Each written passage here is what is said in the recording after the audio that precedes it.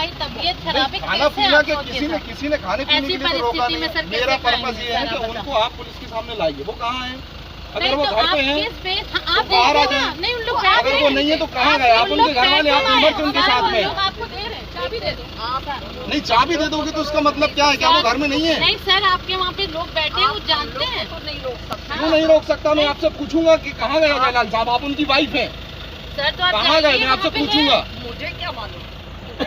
तो हम आपको इसलिए रोक सकते हैं पूछताछ, आपको, आपके बच्चे को, आपके परिवार को, आपके साथ। हम हमारे परिवार को ये मिल रहा है, ये तो बहुत ही दुख की बात है हमारे पूरे शहर के लिए, और ये दुख की बात है पूरे भारत देश के लिए। अमेरिका के नागरिक यहाँ पे रह रहे हैं, एजुकेटेड हैं हम लोग कहीं पे भी रह सकते हैं, लेकिन हम लोग हैं यहाँ पे क्योंकि हम लोग को मानवता की सेवा करना है और हमें अपने माँ बाप का साथ देना है। मेंटली हरास कर रहे हैं, इसके लिए कुछ करना है, इसलिए हम चाह रहे थे कि हम जबलपुर जाएं और जो हमारा कॉन्स्टिट्यूशनल राइट रहता है उसको हम प्रैक्टिस करें। जब हमारे फादर के अगेंस्ट में इतना कुछ हो रहा है तो हम जाएं, अपना कॉन्स्टिट्यूशनल राइट प्रैक्टिस करें, और जो हाई कोर्ट के लॉयर्स हैं, सुप्रीम कोर्ट के लॉयर्स हैं, उनसे हम कंसल्ट करें। हमारे फादर का केस सुप्रीम कोर्ट में चल रहा है अभी, तो मुझे नहीं पता कि ये सारी चीज़ें कैसे हो रही हैं। आपने पुलिस से पूछा कि आपके पिताजी कहाँ हैं? अगर आरोपी हैं तो कहाँ हैं? आपके कस्टडी में थे? हमने पूछा उनसे, उन्होंने नहीं बताया हमें। हमने पूछा कि आप बताएं कहाँ पे हैं, आपकी कस्टडी में थे? हम तो यहाँ अपनी माता जी के साथ बैठे हैं, ये भी सीनियर सिटीज़न है, वो भी सीनियर सिटीज़न। घर का कोई सर्च वारंट आप लोगों को कोई नोटिस अभी तक तामील हुआ? Search warrant? सर्च वारंट नहीं था, वारंट भी नहीं था, तब भी पुलिस के द्वारा हरास किए गए। दिन भर हरास किए गए, दिन भर ऑफिस में बैठे रहे वो। फिर वहाँ जब घर जा रहे थे तो एक पुलिस की गाड़ी आगे, एक पीछे। बिना वारंट के आप कैसे कर सकते हैं ये सब? I don't know. This is total harassment and we are gonna fight for our rights. और इंडिया से भी, सुप्रीम कोर्ट से भी, हाई कोर्ट से भी, अमेरिका से भी, अमेरिकन एम्बेसी से भी, जो कुछ हम कर सकते हैं। हमारे माँ बाप हैं, भगवान के बाद, ईश्वर के बाद वही हैं, हम तो सब कुछ करेंगे उनके लिए। और मैं ये बात भी बोलना चाहता हूँ कि दमोह में बहुत अच्छे लोग हैं, अच्छे नागरिक हैं।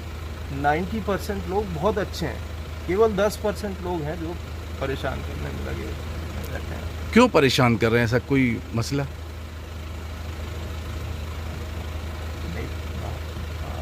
नहीं, मानवता की सेवा कर रहे हैं, अच्छा काम कर रहे हैं तो उसका परिणाम मिल रहा है हम लोग को। हम लोग अच्छा काम कर रहे हैं, सेवकाई का काम कर रहे हैं। कल ही न्यूज़ में देखा कि मिशन अस्पताल में ट्रिपलेट्स बॉर्न हुए, लोगों की जान बच रही है, और उसका परिणाम बोल रहे हैं कि आप अपराधी हो।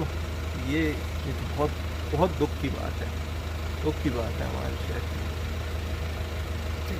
जी, क्या प्रॉब्लम अभी हुई है? क्या बात है कि पूरी पुलिस आज आप लोगों को घेरे हुए है, पूरे घर को और ऑफिस को? देखिए, ये हरासमेंट की बात है, हरासमेंट की बात है।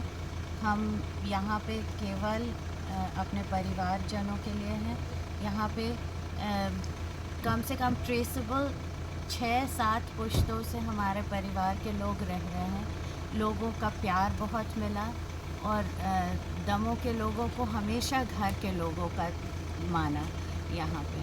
और दमोह को सोचते थे घर ही सोचते थे, कभी ये नहीं सोचा कि घर आएंगे तो पुलिस वाले इस तरह से घेर लेंगे। अभी सुबह का 4:40 हुआ है यहाँ पे सवेरे, और हमको घेर के रखा गया है। हमारा कोई कसूर नहीं है यहाँ, हम अपने परिवारजनों से मिलने आए हुए हैं और अपने बच्चे के साथ में हैं।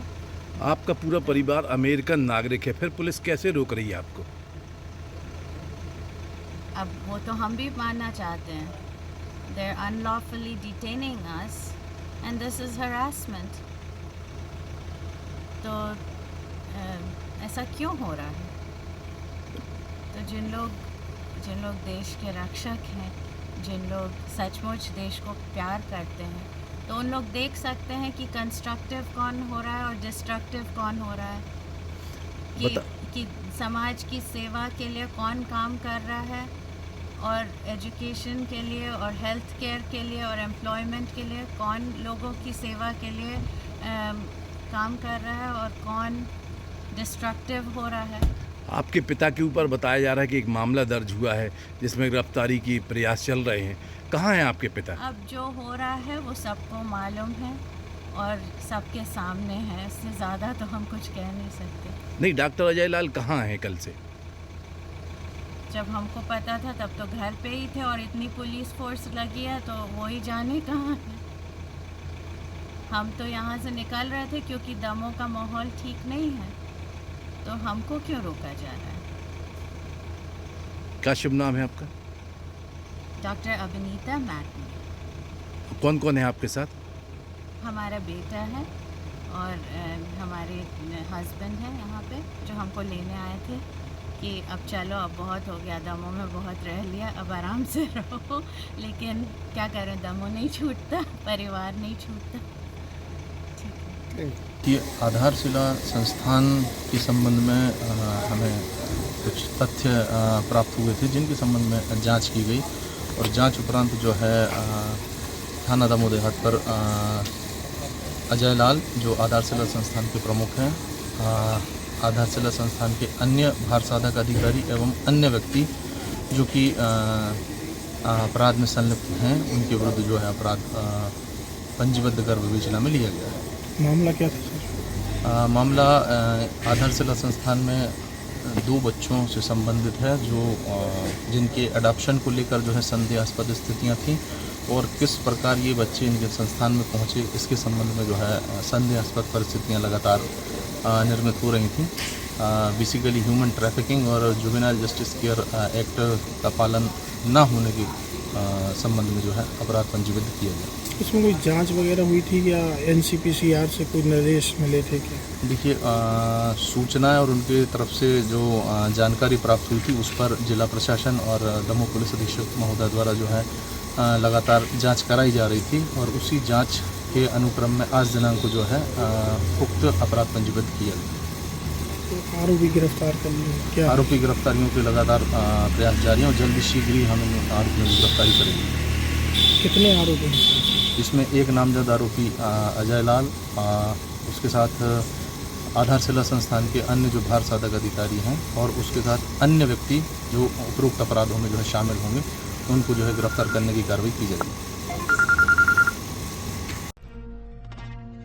हमसे जुड़ने के लिए हमारे YouTube चैनल को सब्सक्राइब करें और नए वीडियो की नोटिफिकेशन के लिए बेल आइकन को दबाएं।